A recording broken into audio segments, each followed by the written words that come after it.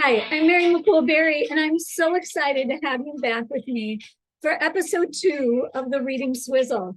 In the last episode, I asked you to consider ideas about how the education movement started in the United States with Horace Mann, Noah Webster, Thomas Jefferson. But today we're talking about what's happening right now. So child-centered schools versus knowledge-based schools. The information is based on E.D. Hirsch Jr.'s book, How to Educate a Citizen. I want to make sure that everyone knows this is not a political show, however. So the knowledge building that E.D. Hirsch is talking about will benefit all children, most especially disadvantaged children. So what are we talking about today? In our American schools today, many schools are centered on a philosophy known as the child-centered philosophy. So there's a belief in the child's natural tendencies, and there's a personalized learning approach, and we follow what the child wants to learn. And I will say that I did this in my classroom, where I had students pick topics they were interested in and then carry through with research and multimedia projects. Hirsch is talking about something different. But let me show you, I think the general public doesn't really know what the standards are across the United States. So the Common Core standards, I'm going to share my screen with you because I'd like you to take a look at what teachers, principals, administrators, and schools across our country are looking at when they decide what to teach in their school system. This is Common Core standard for reading literature K through 5. Grade 3 students will ask and answer questions to demonstrate an understanding of text, referring explicitly to the text as a basis for the answers. Okay.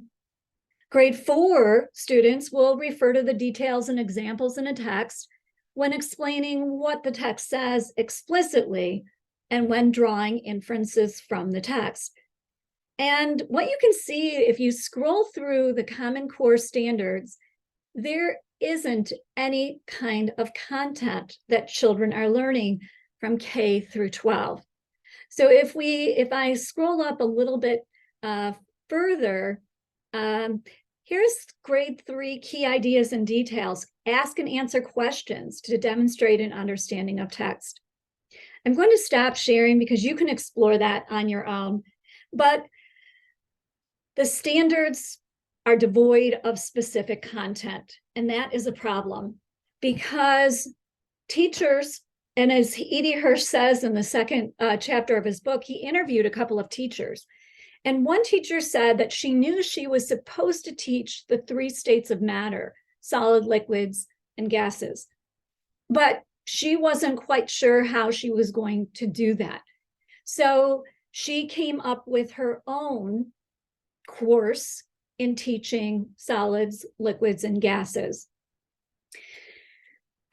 The child-centered schools today believe that knowledge arises from problem solving, exploring, questioning, and discovering. And to be clear, I believe that we can meld these 2 approaches. So I'm not saying to throw child-centered learning out the window, but I truly believe that when you look at the standards we have for children in America, what do they know? We have to incorporate content in every single lesson that children in elementary school are learning. And the reason we're doing this is to build background knowledge. So you've heard a lot about phonics, phonemic awareness, but the biggest nut of all to crack is background knowledge building, vocabulary, and comprehension, which weave into background knowledge. So that is why this podcast is dedicated for the next few weeks, all about background knowledge. So how can we do it in our schools? The standards we have now are not content. They're not learning about specific things in history or places or people. They are reading, writing, and math standards, but they are not content specific. So what happens? It's a problem because there's a lot of variation then in classrooms within the same school. And I know this because I spent 32 years in a classroom. So I could be teaching one thing according to the standards, and my teaching partners or other teachers at my grade level in a different school in the same district could be teaching things completely different. So there is a problem because all students then are not getting the same background knowledge. So different classrooms at the same grade level are teaching different things. Also, you'll see in child-centered classrooms, and I did this as well, centers, learning centers. So this meets the child where they're functioning. So the teacher comes up with these centers and the students move from center to center, and they're working on a small group activity with other people. And this is so that the teacher can pull another group and work with them on more specialized or explicit instruction. So while the children are moving around in their centers, typically they might stay 5 to 10 to 15 minutes in a center, and then a bell will ring and they move on. And they are supposed to be highly engaged, talking with each other, but really they're discovering and they're teaching one another. So I believe, again, that we can find a balance here to incorporate some of the knowledge building that Hirsch talks about with some of these things, but centers should not be a big part of the day. In social studies all across America, children in K1 and 2 learn about their community every single year. The community in which they live, their state, and their United States. So it's the same thing over and over. They're really not learning specific content. And then think about this. In a child-centered classroom, there is 180 minutes per day dedicated exclusively to language arts. It's called the literacy block. And in that 180 minutes, so 3 hours, children are reading, writing, and doing centers, exploring. And then what happens to the other content areas like science and social studies, geography and civics? Well, those are relegated to a half hour a day if they're lucky. Many times, science and social studies, geography and civics are completely pushed off to the side, and children are not learning content in these specific areas. The bulk of the time is spent reading, writing, and doing math. And what does that look like? Well, kids could be going to book baskets and picking just right books. They could be sitting on beanbag chairs with each other and reading different books and marking the pages with Post-its. This could look like the center activities as I described. It could look like a short mini lesson where we look at how an author writes, and then we expect students to emulate that same writing on their own. But we're not teaching specific skills in writing. How can we do this better? I truly believe, with decades of experience teaching students, that we need to do better by teaching content knowledge. Some call this share knowledge, some call this common knowledge. It is a thing that we must consider in education today. In a knowledge-centered classroom, the curriculum is all specified. So when Hirsch, in his second chapter of this book, was talking to and interviewing teachers, one of the teachers indicated that she had a son in a core knowledge school. And the son came home the very first day talking about Rome, Romulus, and the Roman Empire. The students that they have tracked from the time they were in kindergarten are now in college, and they're all doing really well. And the research on the success of core knowledge schools bears this out. However, there's a caveat. How well is it being implemented? That will determine the success of how well students learn the content knowledge. So it starts with day one.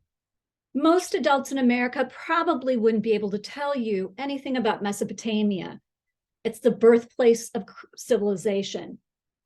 They would be giving you examples because they learn this content deeply.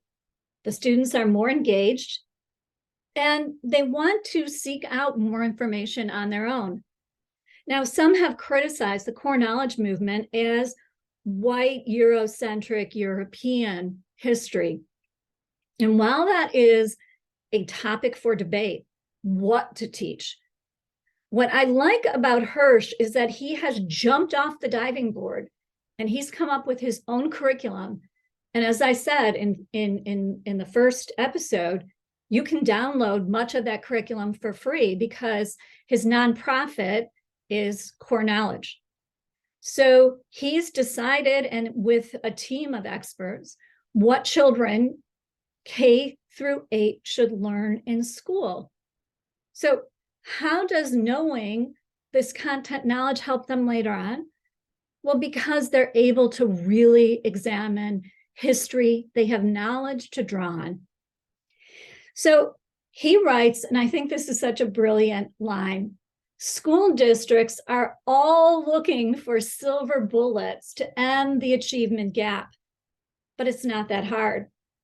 You have to have a great curriculum, and it has to be coherent, cumulative, sequence, and something that kids can tie knowledge to.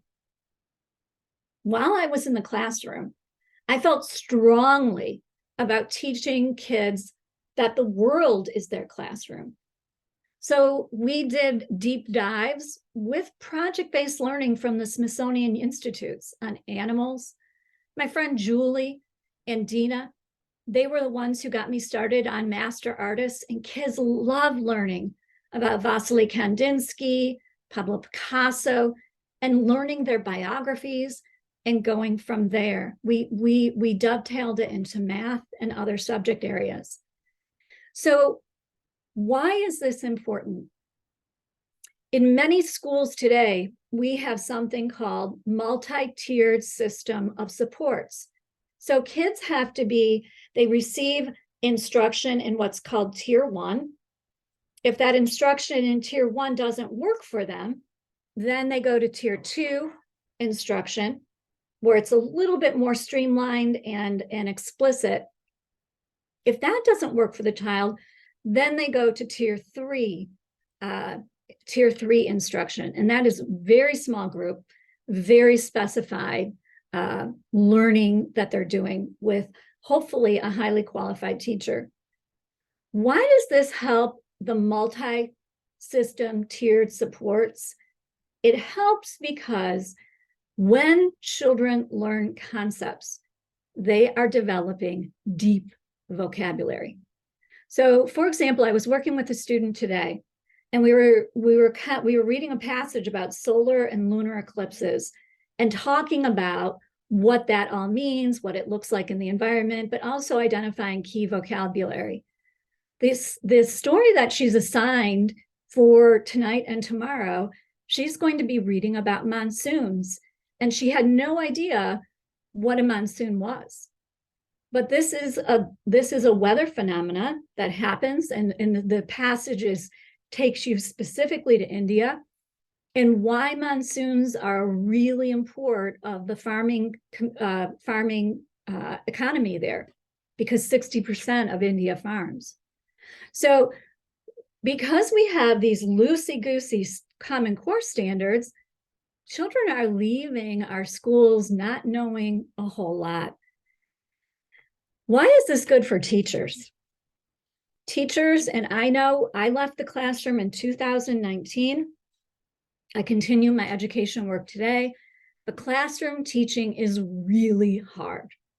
You are a nurse, you're a counselor, you are asked to examine data, you're asked to design these fabulous plans where everyone is always engaged.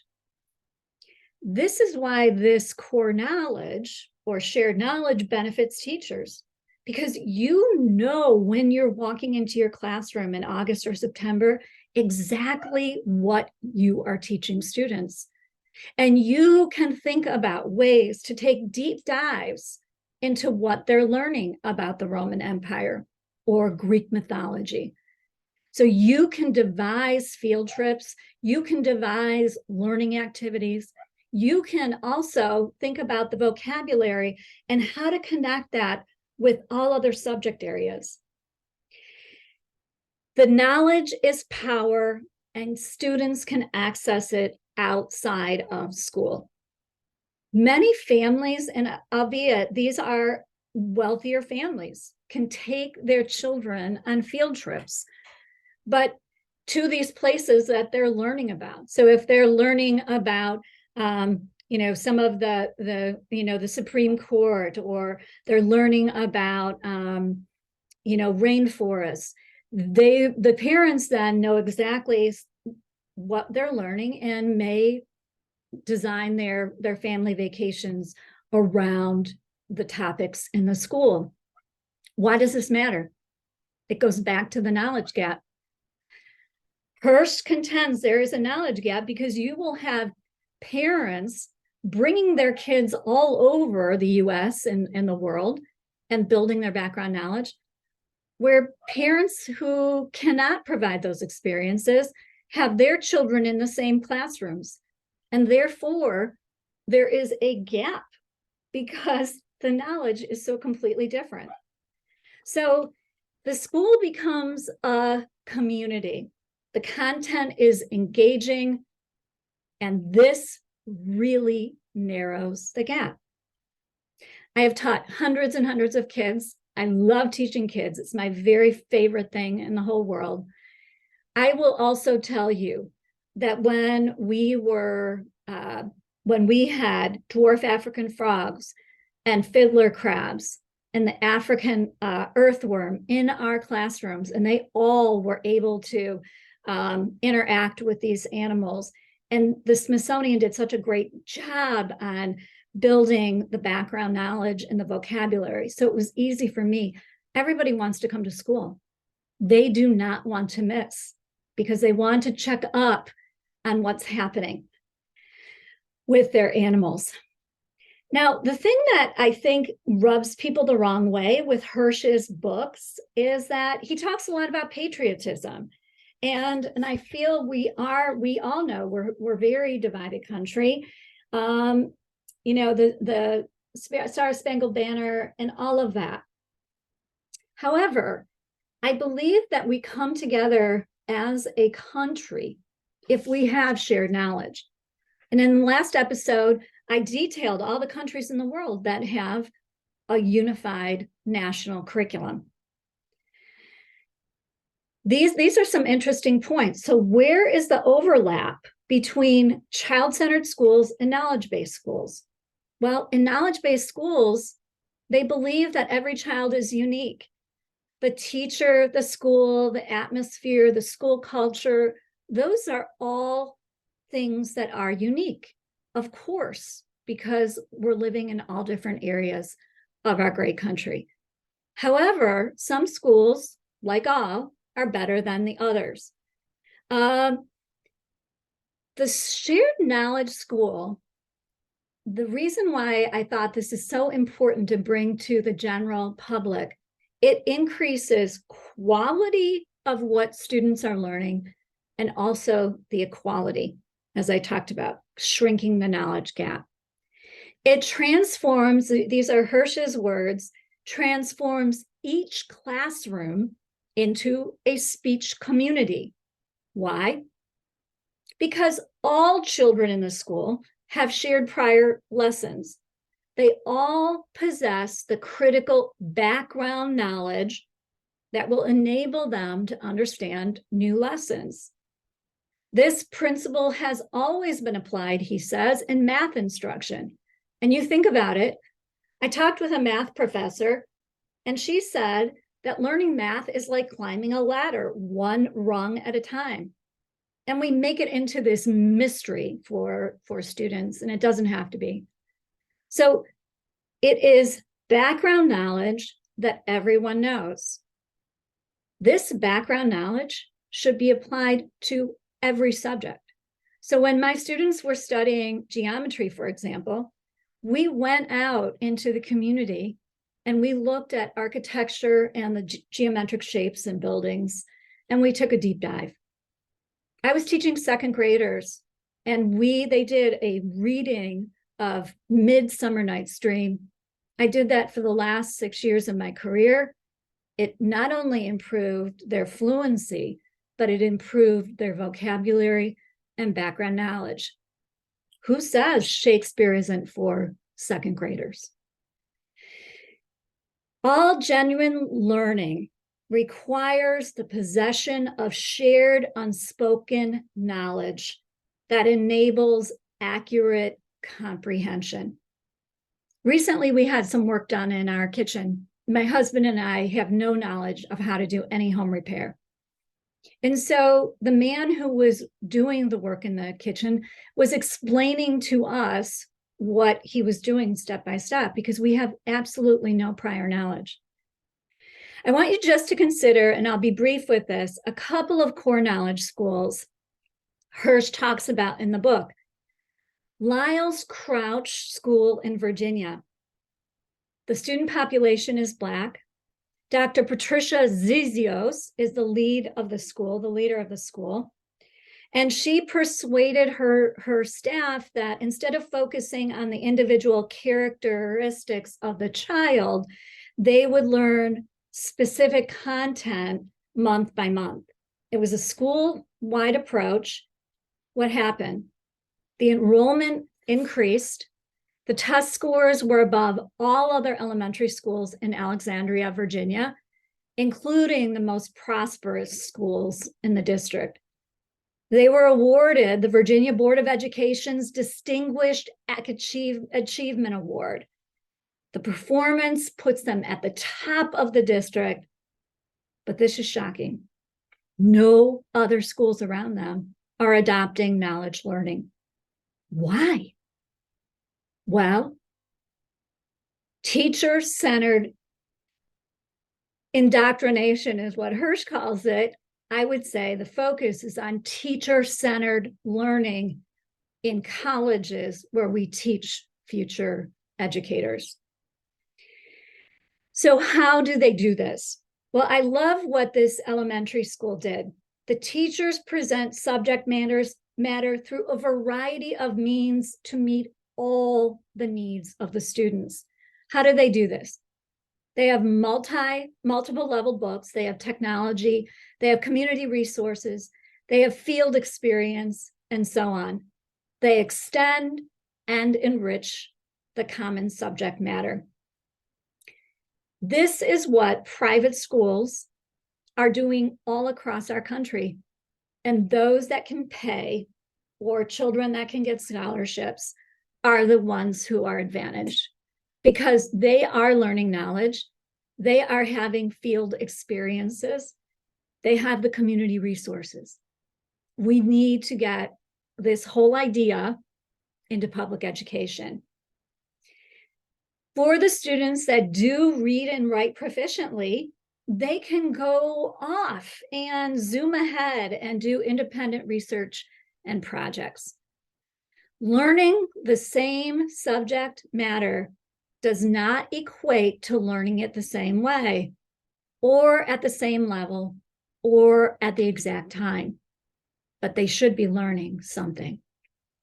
So no child was left behind in this elementary school, and the gap narrowed. Currently, there are over 2,000 core knowledge schools in the United States, public, private, and charter. My son, daughter-in-law, and my favorite grandchildren live in the state of Colorado, and I was so delighted to hear and read that there are over 120 core knowledge schools in the state of Colorado. A professor by the name of David Grismer, he's a researcher at the University of Virginia. He did a study of all these schools in Colorado, and he compared students in first through third grade. Half were assigned the typical child-centered curriculum based on the standards that are pretty loose and wishy-washy, and the other half of the students were given knowledge-specific curricula. And after 3 years, these are the results. The verbal achievement difference between the two groups was more than a half of standard deviation favoring knowledge-centered schools. So knowledge-centered schools scored better by a half standard deviation than the regular, typical public school. The difference among the most disadvantaged students, 2/3 of a standard deviation, so above the halfway mark. It made the most difference for them. Dr. Grismer also did a study in the South Bronx, and these are schools with the highest poverty rate. There's a hero that I would like to meet. His name is Jeff Litt, and Hirsch talks about him in the book. But there are 244 regular public schools in the Bronx and 2 regular schools that have received the Reward Award school. Teachers in these schools, they found, vary their means of instruction with individual students, but they use the same topics and books in the classroom. Curriculum is aligned vertically, so going up the grade levels, and it's also aligned horizontally, so that all third grade classrooms are learning the same content. There are critics and supporters of this movement, of course. The detractors say that the curriculum stresses Western culture and thereby shortchanges minority and low-income children. One educator and author in California, Herbert Cole, said that this is a white idea designed to keep people of color in their place. But a multicultural advocate named Henry Louis Gates, he supports the idea of a common school-based culture, and he's joined the Core Knowledge Network. Now, I don't work for the Core Knowledge Network. I've never worked in a Core Knowledge school. I don't receive any numeration from Core Knowledge. I just find this idea really, really fascinating. And yes, you know, I am white and privileged, but interestingly, I am a registered Democrat, and I will be moving to independent very soon. But I really believe that we have to give every single student a chance. And so maybe each state comes up with what we are to teach in schools, but we must teach content. So in episode 1, it was how we got here. Consider the beginnings of education.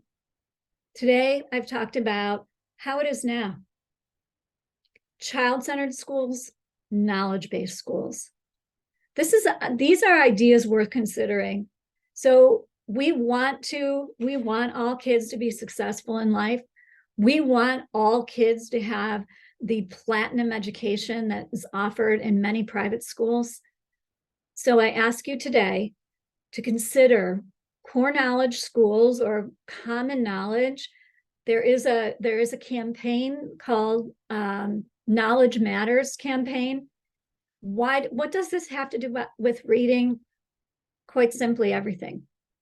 Because kids that have background knowledge understand more, they can do more, they think critically, they apply more. And that's my pitch. So I'd like to find out in my next video and audio podcast how teachers are prepared today, and talk about the dazzling success of core knowledge schools. I am Mary McCool Berry. This is Reading Swizzle. And these are ideas worth considering. I sign off. Thank you.